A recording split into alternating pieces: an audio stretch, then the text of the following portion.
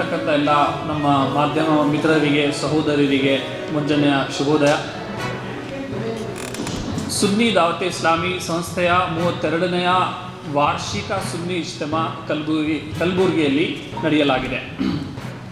ಅಂತಾರಾಷ್ಟ್ರೀಯ ಇಸ್ಲಾಮಿಕ್ ಚಳುವಳಿಯಾದ ಸುನ್ನಿ ದಾವತೆ ಇಸ್ಲಾಮಿಯ ಸಂಸ್ಥೆಯ ವತಿಯಿಂದ 32ನೇ ವಾರ್ಷಿಕ ಸುನ್ನಿ ಇಜ್ತಿಮಾ ಕಾರ್ಯಕ್ರಮವನ್ನು 2026ರಿಂದ ಜನವರಿ 10 ಮತ್ತು 11ರಂದು ಕಲಬುರಗಿಯಲ್ಲಿ ಆಯೋಜಿಸಲಾಗುತ್ತಿದೆ.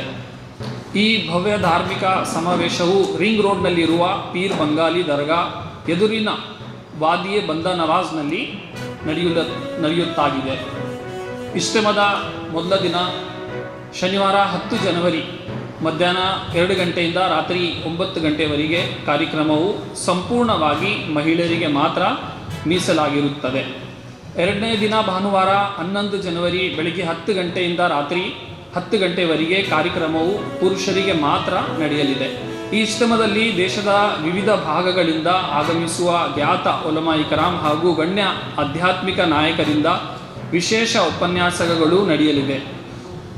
ಪ್ರಮುಖರಾದವರು ಹಜರತ್ ಹಾಫೀಜ್ ಡಾಕ್ಟರ್ ಸೈಯದ್ ಮೊಹಮ್ಮದ್ ಅಲಿ ಅಲ್ ಹುಸೈನಿ ಸಾಹಿಬ್ ಕಿಬ್ಲಾ, ಹಜರತ್ ಖ್ವಾಜಾ ಬಂದಾ ನವಾಜ್ ಗೇಸು ದರಾಜ್ ರಹಮತುಲ್ಲಾ ಅಲೈ ದರ್ಗಾದ ಸಜ್ಜಾದ ನಶೀನ್ ಅವರು, ಹಜರತ್ ಮೌಲಾನಾ ಮೊಹಮ್ಮದ್ ಅಹಮದ್ ಮಿಸ್ಬಾಹಿ ಸಾಹಿಬ್ ಕಿಬ್ಲಾ, ನಾಜಿಮೆ.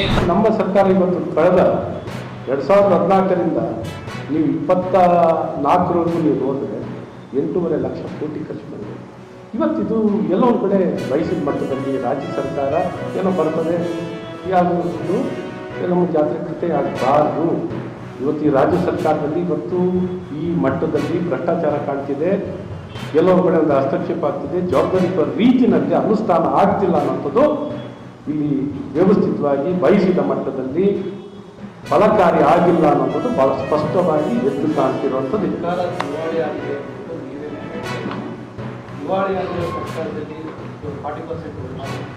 ಆದರೆ ಇವತ್ತು ದಿವಾಳಿ ಆಗಿದೆ ಆರ್ಥಿಕ ವ್ಯವಸ್ಥೆಗಳಲ್ಲಿ ಅನ್ನೋಂಥದ್ದು ಅವ್ರು ಯಾವತ್ತು ರಾಜಕಾರಣ ಒಪ್ಕೊಂಡಿದ್ರೆ ನಾವು ಚೆನ್ನಾಗಿದ್ದೀವಿ, ಎಲ್ಲರಿಗೂ ಹಣ ಇದೆ ಅಂತ ಹೇಳ್ತಿದ್ದಾರೆ.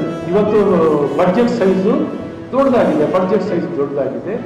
ನಮ್ಮ ಇಡೀ ರಾಜ್ಯದಲ್ಲಿ ತಲವಾರು ಆದಾಯ ಹೆಚ್ಚಾಗಿದೆ, ಆದಾಯ ಜಾಸ್ತಿ ಬರ್ತಿದೆ.